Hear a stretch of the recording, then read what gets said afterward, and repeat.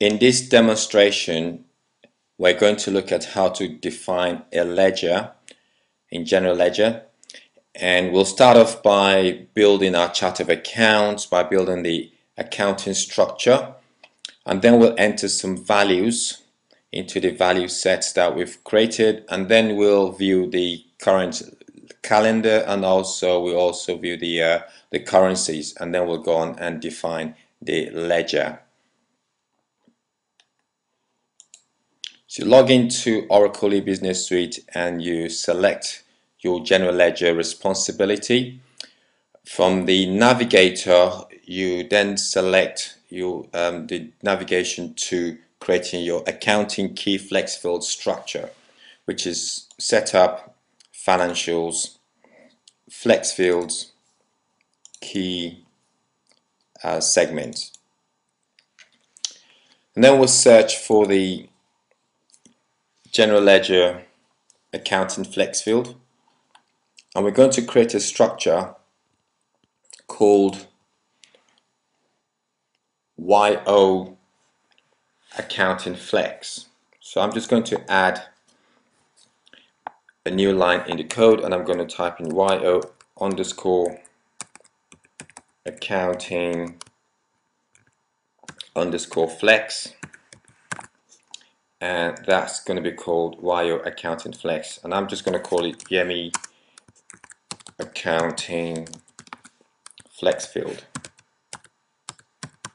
This could be the name of your company, accounting flex field, or whichever name that you prefer. I'm now going to add my segments. I'm going to create 5 segments. I'll create a company segment, department, account, products, and I'll have a spare segment as well. If I select new, first segment I want to create is called company, and that will be in my first column, which is going to be segment 1, and I'll just use number 1 for that. I'll create a value set for this in a little while, but just before that, I'll change a list of values to CO. I'll save. I'll come out of the form, go into my value set, and I'll select value set. I'm going to use a value set that already exists, or if I wanted to, I could actually just create one. Let me just create one just for demonstration purposes. So I'm going to call it YO underscore company. That's a new value set. Just going to call it Ieee's company. That's a value set that I'm going to use. List type, it could be long list of values, it could be a pop-up list or pop list, or I'm just going to select list of values. I could decide to have security or no security. I mainly will use this for my cross-validation rules and any other security that I want to place within my value set. So I'm going to put non-hierarchical security there. Format type, this is the format of the field, of the data that wants to go into this field. It could be character, date, and so on. I'll just select character for now, and I'll make the maximum size of the field to be 2 characters. I don't want it to be numbers only. I want it to be alphanumerics, and I also want it to be uppercase. So I'm just going to select uppercase, and I want it to write, justify, and 0 fill numbers. So if I entered 1, the number 1 in that field, it will come up with 0, 1, because I've got 2 characters for the field. I could, if I wanted to, put in a minimum value and a maximum value just to restrict the range of values that I want in that field. For the moment, I'm just going to leave it as is. And I could also have a different validation type for the field, and I'll just leave it independent. So it could be dependent on another field. It could be from a database and so on. I could have no validation as well. So I'll just leave it as independent. Save the value and my value set, which is the construct of my field for company, and then I'll select YO company as my value for the field. I could, if I wanted to, specify the flex field qualifier. So just for this example, I will actually select a flex field qualifier for this field, and I'll just select my flex field qualifier, and I'll make it my balancing segment. So this is where I want my debits and credits to balance on my journals. So I'm just going to select my company segment as my balancing segment. Save, come out of the form. I set some flex field qualifiers for the company segment, but I didn't set it up for all the others.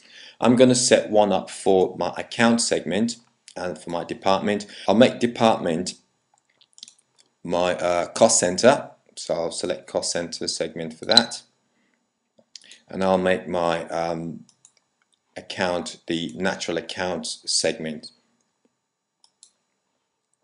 And this is the three key ones that you would normally set up. Save. I'll come out of the form.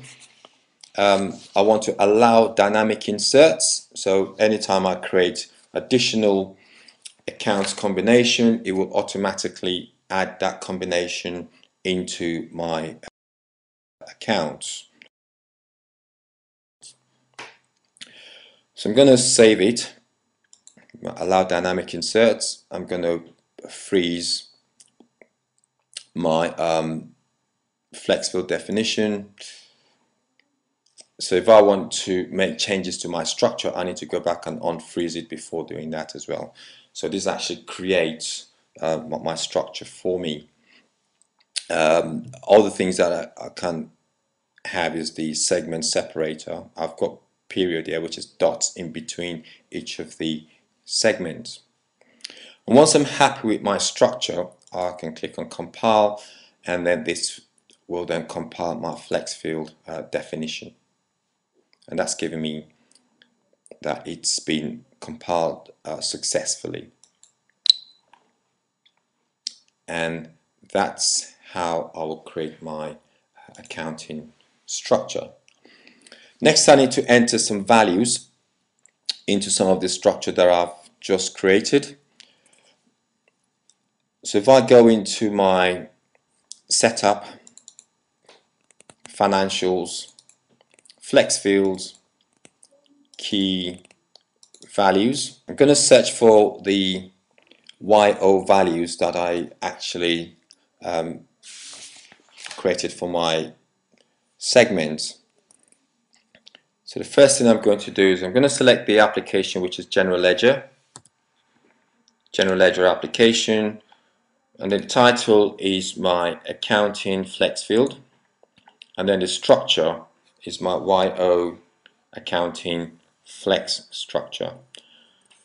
So if I click on find to find the details, so I can see that in my company segment there is actually no values here, so I'm going to put value for my company segment. I'm going to put 00, and I'm going to put in the description and call this head office.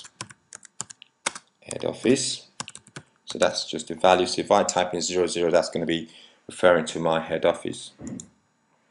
And then value 01 will be my, this could just be my UK operations. And then T, which will be our total for all companies. You can just call it the T codes, which is total for all companies. Now in the values and hierarchy qualifiers, I'm going to make the total all companies a parent. In your segment qualifiers, allow budgeting, no. Allow posting, no. Click on OK.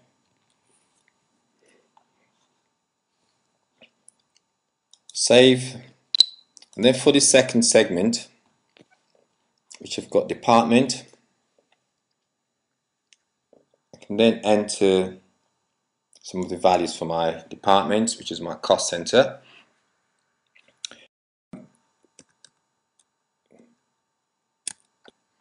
I'll save this, and then my next Now you see that I've already got some filled in already for my account. Now what I'm going to do, I'm going to add some additional accounts just for us to see how we can enter some additional ones and also use the segment qualifiers. 331 percentage. I could use my control F11, but I'm just going to use my query by example run. So there's 3310, 3315. So I'm going to add a new one called 3312, which I'm going to call YO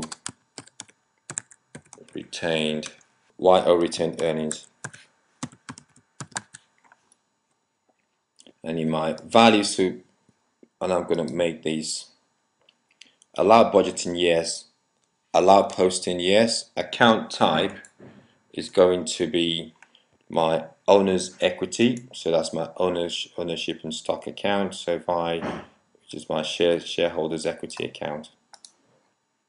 Reconcile, no. Third party control, no. I'm going to click on OK.